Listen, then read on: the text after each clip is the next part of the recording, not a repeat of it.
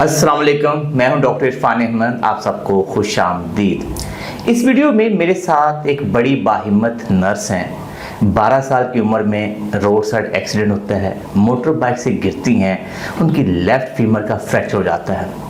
उसके बाद 2 से 3 उनकी सर्जरीज होती हैं। 12 साल की उम्र से लेके 24 साल तक पहुंच चुकी हैं।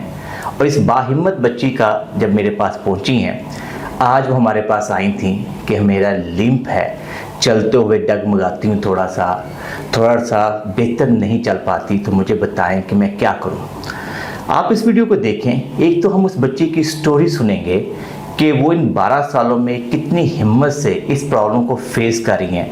हमारे माशरे में यंग बच्चियों को अगर थोड़ा सा लिम्प आ जाए, चलने में थोड़ा प्रॉब्लम आ जाए, तो उनकी क्या फीलिंग होती है। बच्ची ने कितनी हिम्मत से ना सिर्फ अपनी डिग्री कंप्लीट की, बल्कि मुख्तलिफ प्राइवेट हॉस्पिटल के अंदर, गवर्नमेंट हॉस्पिटल के अंदर भी जॉब कर रही है। मेरा मकसद इस वीडियो बनाने का मकसद ये है कि ताकि बहुत सारी बच्चियाँ जो कहीं ना कहीं इंजरी का शिकार होती हैं, इस वीडियो से मोटिवेशन पकड़ें, अपने आप को अपाहज ना समझें, मेहनत करें, पढ़ें और आगे निकल सकें। तो आइए उस बच्ची से पूछते हैं कि बेटा आपका फ्रैक्चर कैसे हुआ था। मैं अपने मामू की तरफ गई हुई थी, तो मेरे ब्रदर नानू से मिलने आए, तो मैंने कहा मुझे भी घर जाना है। फ्राइडे का डे था, उन्होंने कहा संडे को बाबा आएंगे तो आप गाड़ी पे आ जाना। अच्छा। मैं मदर के बगैर रहती नहीं थी, तो मैंने कहा कि नहीं, मैंने तो आज ही जाना है, अभी जाना है, आपके साथ ही जाना है। नाइट का टाइम था, तो उन्होंने मेरी जिद की वजह से कहा चलो ठीक है चलते हैं। हम 2 बहनें थी, एक मेरे से बड़ी वाली सिस्टर थी और मैं। हम दोनों आ गए और घर के बिल्कुल सामने ऑलमोस्ट तकरीबन 1 मीटर का डिफरेंस होगा, वहाँ पे बाइक में दुपट्टा आ गया और मैं गिर गई। जो बाइक का पैडल होता है जिस पे हम पाँव रखते हैं, वो लगा और फ्रैक्चर हो गया। सही। और ओवरनाइट हम ऐसे ही रहे, क्योंकि मुझे पेन था। सबने कहा गिर गई है तो बस बच्ची है, दर्द हो रहा है, तो रो रही है, चीख रही है। ओवरनाइट हमने ऐसे ही गुजारी। सुबह तक जब पेन सेटल नहीं हुआ तो फिर हम हॉस्पिटल चले गए। हम गंगाराम गए, वहाँ पे एक्सरे कराया तो फ्रैक्चर था। तो उसके बाद उन्होंने सर्जरी की 40 बेस पे। सर्जरी के में उन्होंने नेल्स डाल दिए और फिक्सेशन कर दी। हम घर आ गए। सही। 1 दिन के गैप के बाद वो फिर से वैसे ही बहुत ज़्यादा पेन स्टार्ट हो गई।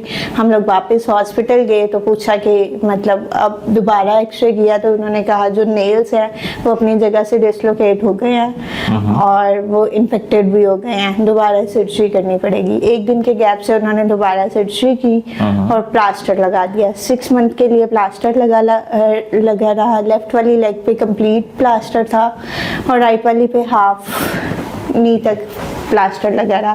फिर उस प्लास्टर से वो कमर तक लगा हुआ था, उठ के बैठ भी नहीं सकते थे। वो 6 मंथ के लिए प्लास्टर लगा रहा। सही। 6 मंथ के बाद प्लास्टर उतरवाया।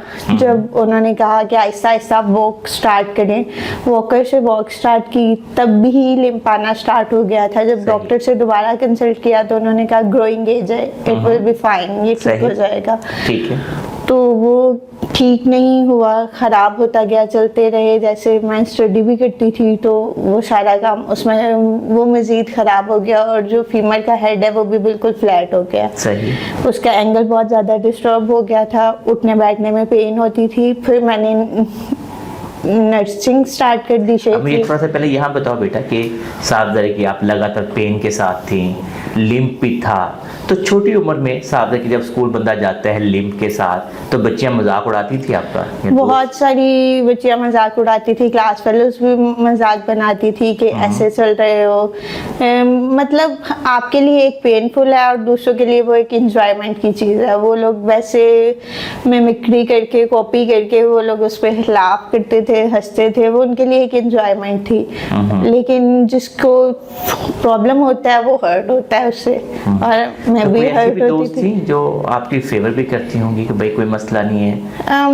ऐसी भी बेस्ट फ्रेंड ऐसी थी बिल्कुल। वो कहती थी कोई बात नहीं, तुम्हारा गुडनेस बहुत है तो कोई बात नहीं, कोई छोटी अल्लाह की तरफ से अगर कोई प्रॉब्लम होती है तो वो भी ठीक है। फिर कॉलेज में भी ऐसे ही फेस करना पड़ा, कॉलेज लाइफ भी ऐसी थी।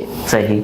और बहुत सारे रेलिवेंट लोग लोग जिनका हमारे साथ कोई कंसर्न नहीं होता वो भी यू शो करते हैं जैसे उन्हें हमारी बहुत फिक्र है। असल में वो फिक्र नहीं करते, वो हमें हर्ट करते हैं और वो हमें डिग्रेड करते हैं, वो हमें डिमोटिवेट करते हैं, वो हमें डिप्रेस्ड करते हैं। तो ऐसे टॉक्सिक लोगों से हमें दूर ही रहना चाहिए। नहीं, आप साथ है, आप माशाल्लाह इतनी यंग बच्ची हो, तो आप के जो सराउंडिंग में लोग हैं, जो रिश्तेदार हैं, वो किस तरह से इस चीज़ को लेकर भाई लिंक करती हो, सही नहीं चलती हो, उनके बारे में वो लोग किस तरह से डील करते हैं? रिलेटिव्स ऑलमोस्ट जो होते हैं वो ज़्यादा अच्छा डील तो आपको नहीं करते। कुछ जो आपके क्लोज रिलेटिव्स होते हैं जैसे आपकी फूफो खाला लोग, वो तो कहते हैं कोई बात नहीं, चोट लग गई है। लेकिन बहुत सारे रिलेटिव्स होते हैं वो भी इस चीज़ को बहुत प्रोमिनेंट करते हैं। तो कहते हैं इसमें इस बच्ची को ये मसला है, इसको बस इसका नसीब ही ऐसा था, इसको तो ये चोट लग गई, अब तो ये कुछ कर ही नहीं सकती है। ठीक है, तो आपके माँ बाप ने आपको साफ है कि 12 साल से एक लिम्प के साथ हो, तो side by side no doubt का बड़ी बाहिम्मत बच्ची हो, नर्सिंग भी की, सब कुछ किया, तो पेरेंट्स का क्या रोल रहा इसमें? पेरेंट्स बहुत सपोर्टिव हैं, बहुत बहुत बहुत सपोर्टिव हैं। अल्लाह ताला उनको लंबी जिंदगी दे। They are very much caring and very much supportive. मेरी मामा हमेशा बहुत ख्याल करती हैं, मतलब हर चीज में। जॉब साइट पे तो हमने काम करना ही करना होता है, लेकिन घर पे वो बहुत ख्याल करती हैं कि मतलब आपने उठना भी है, चलो इसको बैठी रहने दो, इसको कुछ ना कहो, ये काम ना करो, मैं खुद ही कर लूंगी। इवन दो वो मुझे यूनिफॉर्म भी प्रेस करके देती हैं, खाना बना के देती हैं, और वो बहुत केयर करती हैं। बाबा भी इसी तरह, और बाबा बहुत मोटिवेटिव भी हैं। बाबा कहते हैं कि बेटे बेटियों में कोई फर्क नहीं होता, और चोट कोई बड़ी बात नहीं होती है, किसी को भी लग जाती है। तो पेरेंट्स बहुत मोटिव। तो क्या इस लिम्प की वजह से आपकी प्रोफेशनल लाइफ, को नर्सिंग स्टाफ, नर्सिंग जो होती है लाइफ बड़ी टफ होती है, आपको घंटों के हिसाब से खड़ा होना पड़ता है, तो उसमें कोई मुश्किल पेश आती है आपको? बस वो जो भी मुश्किल पेश आती है वो मेरी हद तक रहती है। लाइक मुझे पेन स्टार्ट हो जाता है, लेकिन मैंने कभी भी किसी कुलीग को या किसी को भी डिस्टर्ब नहीं किया, और मैं अपना काम खुद बहुत अच्छे से करती हूँ, और मैं आईसीयू भी करती रही हूँ, और बहुत ज़्यादा हर तरह से पेशेंट्स देखे हैं, लेकिन कभी भी मैंने इस पेन को इस काम के दरमियान में नहीं आने दिया। ठीक है, तो आप क्या मैसेज देना चाहोगी? आप जैसी बहुत सी बच्चियाँ, किसी न किसी, ये तो कुदरत की अमल है ना, चोट लग जाती है, फ्रैक्चर हो जाते हैं, और कई दफ़ा बच्चियाँ हिम्मत हार जाती हैं, तो आप क्या मैसेज दोगे? अपनी ज़िंदगी से आपने क्या सीखा है? लोग, मैंने सीखा है किसी हाल में आपको खुश नहीं रहने देते। वो आपके हर काम में कोई ना कोई नुक्स निकालते हैं। जैसे कि मैंने एक छोटी सी स्टोरी पढ़ी थी, उसमें एक हस्बैंड वाइफ थे और उनके पास एक छोटी सी ऊँटनी थी, वो सहरा में जा रहे थे, तो वो दोनों उस पर बैठे थे। कोई करीब से गुजरा तो उसने कहा कि जी इस पे एक छोटे से जानवर पे इतना वजन डाला हुआ है, लोगों में एहसास ही नहीं है। वो दोनों उतर गए, वो दोनों चलने लगे और साथ में अपना जानवर भी लेके चलने लगे। तो लोगों ने कहा कितने बेवकूफ लोग हैं, इनके पास सवारी है और ये फिर भी उस पर नहीं बैठ रहे हैं। फिर हस्बैंड ने वाइफ से कहा कि आप बैठ जाएं, मैं चल लेता हूँ। फिर उन्होंने कहा कितनी खराब औरत है, इसको तमीज नहीं है कि इसका शोहर चल रहा है और वो ऊपर बैठी हुई है। फिर आगे जाके उसने हस्बैंड को बिठा दिया और वो खुद चलने लगी। तो उन्होंने कहा कि जी कैसा हस्बैंड है, जालिम है, खुद ऊँटनी पे बैठा है और बीवी को सराह में चला रहा है। तो उन दोनों ने क्या किया, उन्होंने आखिर में ऊँटनी को सर पे उठा लिया अपने और वो चलने लगे। तो लोगों ने कहा कितने पागल लोग हैं, जानवर से फायदा नहीं उठा रहे, उल्टा उसको अपने सर पे उठा के। तो मतलब लोग किसी हाल में आपको खुश नहीं रहने देते। फिर ने पेंटिंग बनाई तो उसने बहुत खूबसूरत पेंटिंग बना के नीचे कैप्शन लिखी कि इसमें जहाँ कहीं गलती है वहाँ पे सुर्ख निशान लगा दें। अगले दिन उसने देखा तो वो पूरी पेंटिंग सुर्ख निशान से भरी हुई थी। वो बहुत परेशान हुआ कि मैंने तो इसमें कोई कसर उठा नहीं रखी थी, मैंने इतने अच्छे से बनाई थी। उसके वालिद ने उसको मशवरा दिया यही पेंटिंग दोबारा बनाओ और लिखो कि जहाँ पे गलती है उसको दुरुस्त करते हैं, तो उस पर एक नुक्ता भी नहीं लगा हुआ था। बिल्कुल सही। तो लोग सिर्फ पॉइंट आउट कर सकते हैं कि आप में ये गलती है, आप में ये कमी है या आप में ये डिसेबिलिटी है, लेकिन कोई उसको करेक्ट नहीं कर सकता। जब कोई उसको करेक्ट नहीं कर सकता तो किसी को राइट नहीं है कि वो हमारी लाइफ में इंटरफेयर करे, वो हमसे कहे कि हम ये नहीं कर सकते या हमारे साथ इस कमी की वजह से इन फ्यूचर हमारे साथ कुछ अच्छा नहीं होगा।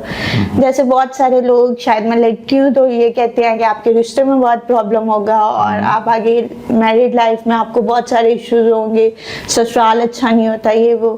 बट अल्हम्दुलिल्लाह अब मैं इंगेज्ड हूँ, मेरे फियांसे बहुत अच्छे हैं, उनकी फैमिली भी बहुत अच्छी है, सो मुझे नहीं लगता कि ये सारी चीज़ें मैटर करती हैं। बिल्कुल सही। मैंने बहुत रिच लोगों को भी रुलते हुए देखा और मैंने बहुत गरीब बेटियों को भी बहुत अच्छे से राज करते हुए देखा है। तो अल्लाह ताला ने जैसे आपके नसीब लिख दिए हैं वो आपने, और माइट भी आपके नसीब में लिखा है कि आपने दुआ करनी है कि इस हाल में भी मेरे साथ बेहतर हो, तो फिर आपके साथ बेहतर होगा। ज़बरदस्त। तो आप लोगों ने देखा कि एक बच्ची ने किस तरह से अपना विजन क्लियर है।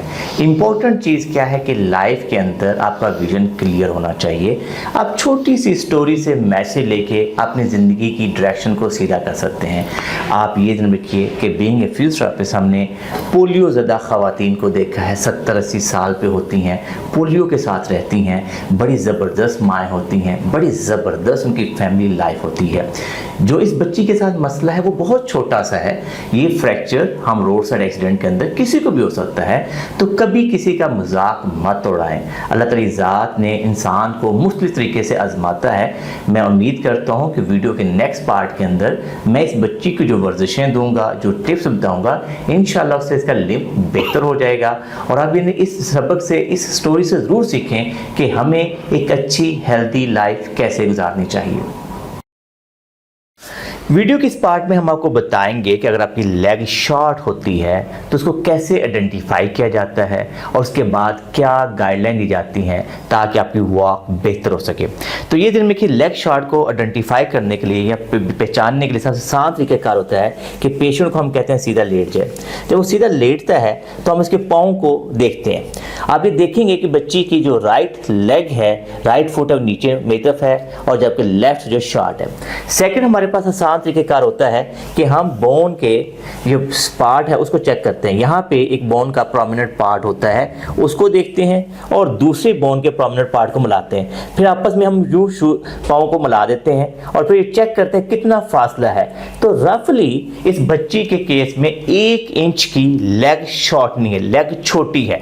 जब इतनी लेग छोटी होती है तो ये दिन में रखिए कि तो फिर तो लिम्फ लाजमी बनता है, लिम्फ आता है। इसका जो बेस्ट स्ट्रेटेजी है कि एटलीस्ट 1 इंच का ये शू रेज करेगी और उसके लिए अपने शूज के नीचे सोल लगवा लेगी ताकि जब ये चले तो इसकी दोनों हिप्स एक बेहतर बैलेंस में हो।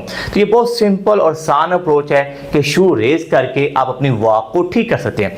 साइड बाय साइड ये ध्यान रखिए कि जब इतनी मल्टीपल सर्जरी से आप गुजरते हो तो उससे आपके हिप मसल भी वीक हो जाते हैं और आपसे लेग मसल भी वीक हो जाते हैं। तो आपको अपने मसल को स्ट्रांग करने वाली एक्सरसाइजेज भी डेली बेसिस पे करनी होती हैं।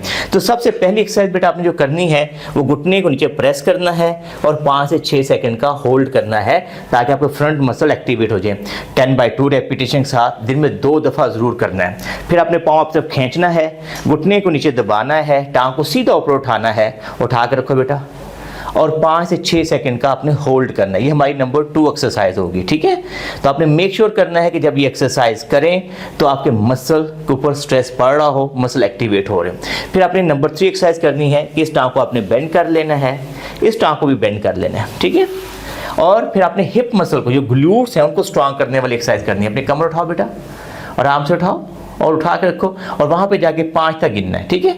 तो सुबह शाम आपने इसको भी 20 दफ़ा करना होगा। फिर नीचे वापस ले जाओ बेटा। दरमियान में हमें कोई तकिया रख लेना है, पिल्लो रख लेना है और दोनों टांगे आपस में मिलाने की कोशिश करनी है। मिलाओ बेटा, शाबाश। तो प्रेस करना है, ठीक है। फिर दोनों टांगे बाहर तक खोलनी है, ओपन करो। इसके लिए आप आराम से एक अपना जो दुपट्टा है वो बांध सकते हो घर के अंदर। तो 20-20 दफ़ा सुबह शाम ये भी करना है। अब साइड में बेटा करवट ले लो, करवट लेके टांग को बिल्कुल सीधा करके आप ये देखेंगे कि यहाँ पे भी हमें वाज़े डिफरेंस नज़र आ रहा है कि ये देखिए नीचे वाला पाँव और ऊपर वाला पाँव तकरीबन 1 इंच का जो है फ़र्क बनता नज़र आता है। तो आपने साइड से कहना है कि टांग को ऊपर उठाओ, ऊपर उठाओ, ऊपर उठाओ, शाबाश, और फिर वापस लेके जाए। ठीक है, तो ये भी आपने 20 दफ़ा बेटा लाजमी करना। सीधा हो जाओ। अच्छा बेटा, ये अपने जहन में रखना है कि अगर हम इसी तरह से चलते रहे तो हमारी कमर टेढ़ी हो जाएगी, हमारा जो पोस्चर है उसके अंदर भी प्रॉब्लम आएगा। इसको हम कहते हैं स्कोलियोसिस। इसलिए अपने शू रेज आपने लाजमी करना, 2 से 3 शूज़ के अंदर शू रेज करो। जब भी वॉक करो तो आपने कोशिश ये करना है कि मैंने शू रेज के साथ चलना है। जब एक दफ़ा आपका शू रेज हो जाएगा, फिर उसके बाद अपनी वॉक जो है उस दौरान आपने चलते हुए मेक श्योर करना है कि मैं बिल्कुल सीधा चलूँ, मेरे जो ईयर लोब्स हैं मेरे कंधों पे हों और मैं बिल्कुल सीधा स्ट्रेट होके चलूँ। तो इंशाल्लाह आपकी जो वॉक है, जो गेट है, उसमें बहुत बेहतरी आ जाएगी। ठीक है,